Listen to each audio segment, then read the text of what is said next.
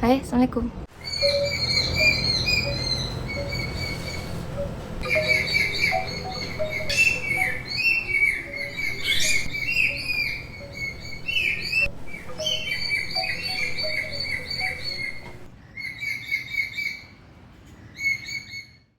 Kita hari ini insya Allah bakal operasi melano lagi. Jadi melano ini kasusnya sepertinya sih dia kena bakteri ya. Sepertinya kena bakteri karena dia udah panjang banget. Terus nggak aku kasih turus ya, intinya nggak terawat lah, jadi mau aku cacah aja supaya bisa jadi tanaman baru.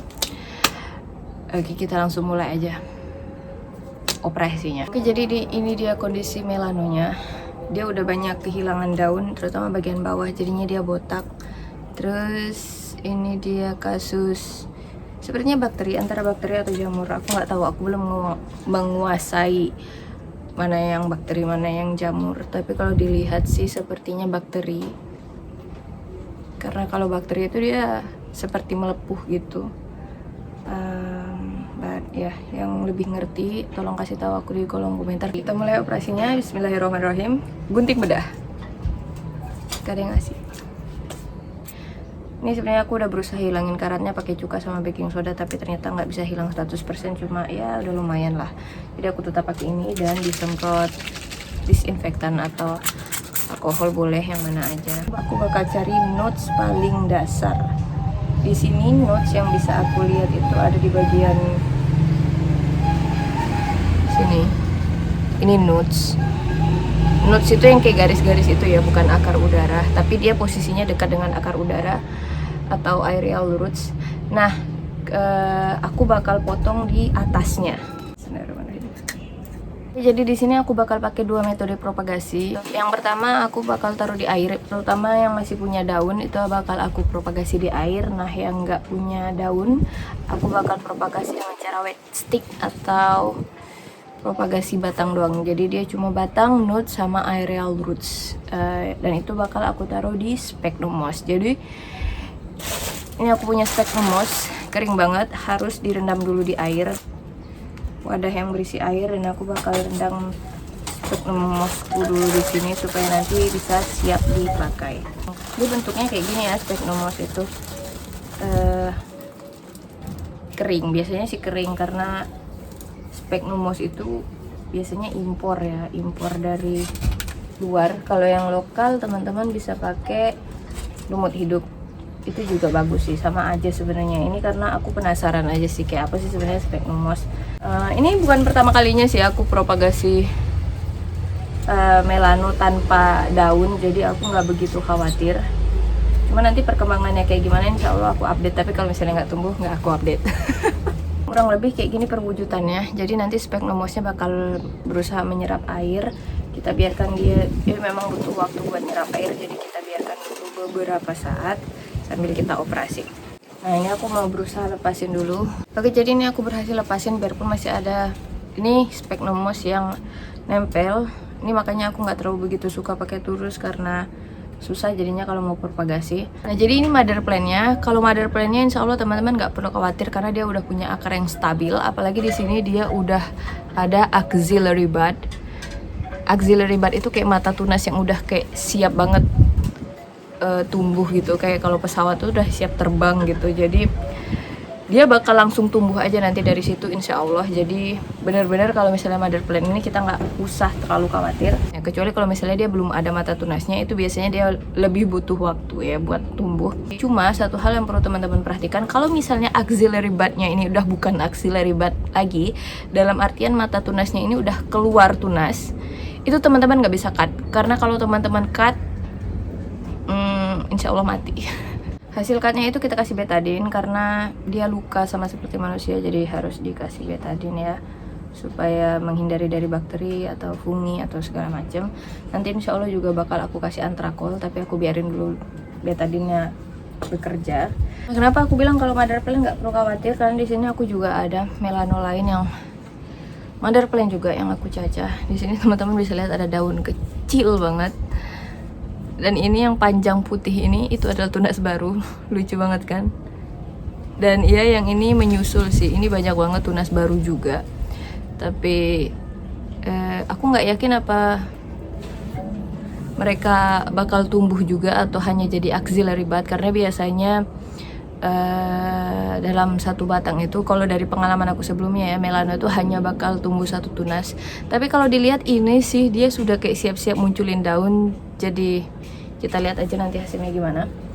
Terus ini juga ada mother plant juga. Nah di sini teman-teman bisa lihat, nggak perlu khawatir kalau mother plant, pokoknya insya Allah dia bakal numbuhin tunas. Tuh ada daun kecil banget.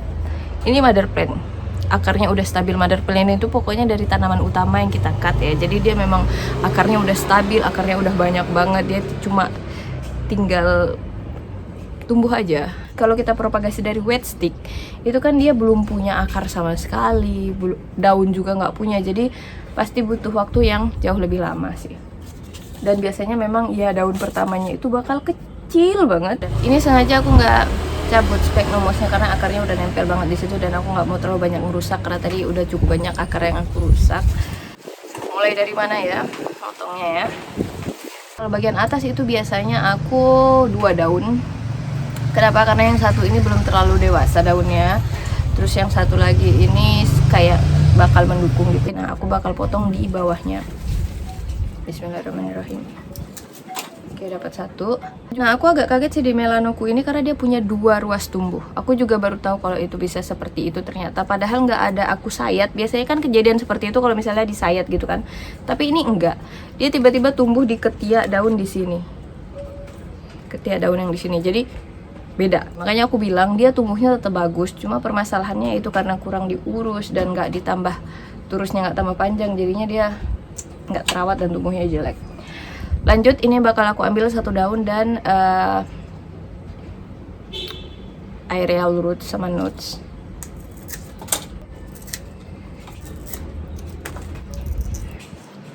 Ini aku nggak tahu sih karena dia sudah numbuhin tunas di sini. Terus ini juga ada tunasnya, apa dia masih bisa numbuh? Aku nggak tahu, tapi mari kita coba. Ini juga pengalaman pertama buat aku kalau yang 2 tunas gini. Tapi kalau propagasi melano aku udah sering banget ya sebenarnya. Tibalah kita di bagian batang doang. Ah, aku paling suka nih bagian yang kayak gini nih. Di sini nih, ini ada auxiliary bud. Kalau ada auxiliary bud ini kita kayak tenang banget gitu, karena dia yang kayak tadi aku cerita berkali-kali, dia kayak tinggal terbang gitu, tinggal tumbuh. Kita potong di sini. Aku ambil agak panjang karena di sini masih ada klorofil ya, jadi dia bakal manfaatin klorofil yang ada di batang.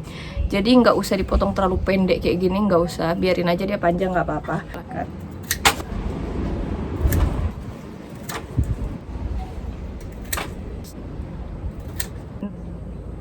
Ambil di tengah. Oke, selesai. Mari kita tutupi luka hatinya dengan betadine antiseptik. Mau langsung dikasih root up juga nggak apa-apa sih, menurut aku root up itu udah langsung komplit, jadi nggak usah dikasih fungisida lagi, nggak usah dikasih betadine lagi. Jadi ini ada 1 daun yang udah copot, nggak masalah karena dia daunnya juga berpenyakit. Dan dari pengalaman aku, kalau kita propagasi daun yang berpenyakit, dia cepat atau lambat daunnya bakal copot juga, jadi nggak usah panik, tinggal buang aja. Nah ini kan namanya petiole.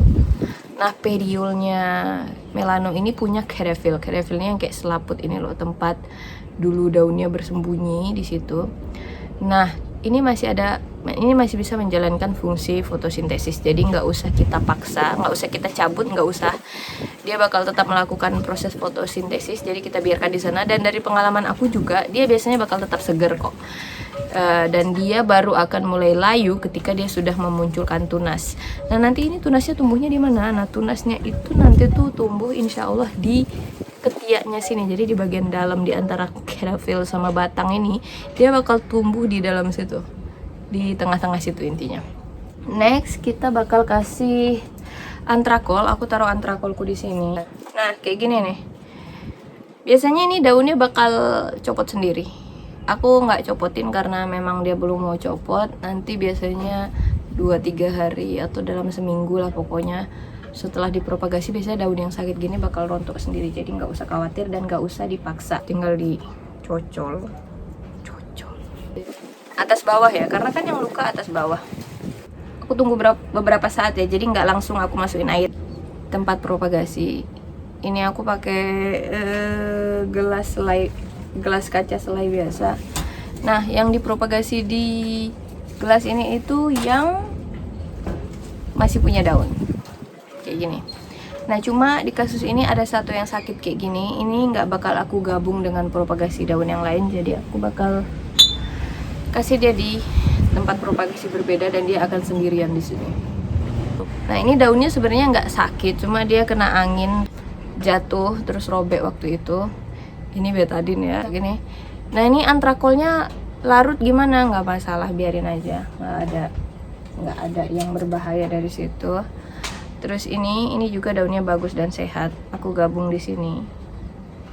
Kenapa sih aku gabung? Satu, biar hemat tempat. Kedua, aku mengharap auksin dari lukanya itu bakal bantu tumbuh. Jadi kan kalau 2 atau 3 atau 4 gitu kan lebih banyak auksin yang dihasilkan kan. Udah semua yang berdaun ya. Jadi yang berdaun ini aku cuma dapat 3. 1, 2, 3. Nah, yang ada caryophyllnya ini termasuk wet stick, biarpun dia masih punya periole dan caryophyll. Jadi kita ambil sphagnum moss yang tadi. Lihat airnya tadi lumayan banyak, sekarang udah mulai menyusut.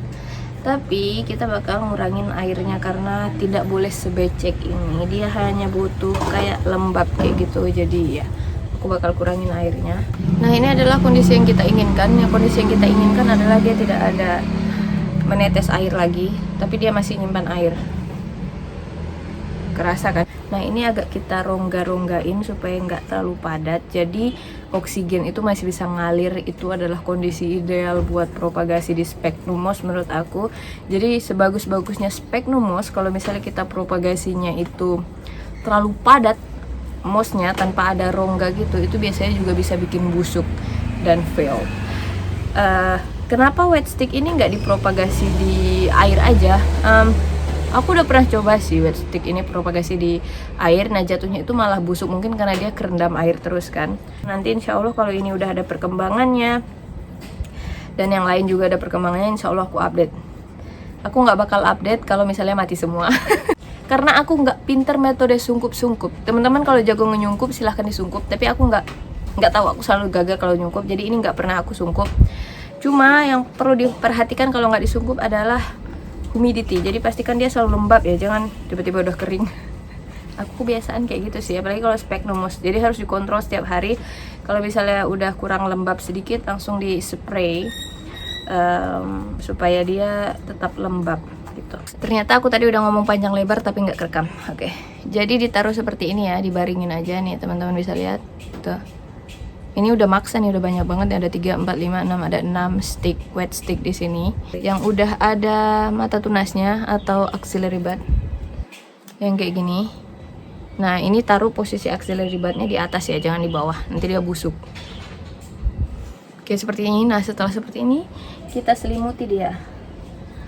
Nah, selimuti di bagian nodes ya, di bagian nodes. Jadi nodes itu yang tadi aku bilang di bagian tengah, di garis-garisnya itu. Di situ aja, batangnya nggak usah terlalu diselimutin banget, karena sebenarnya kita mau ngerangsang aerial rootsnya atau akar udaranya. Nah, itu makanya kita selimutin atau ditutupin dengan sphagnum moss. Tipis-tipis aja selimutnya, jangan sampai nyekek gitu, jangan. Yang penting ketutup dan agak lembab. Nah, di wadah yang hijau ini aku punya 4 wet stick.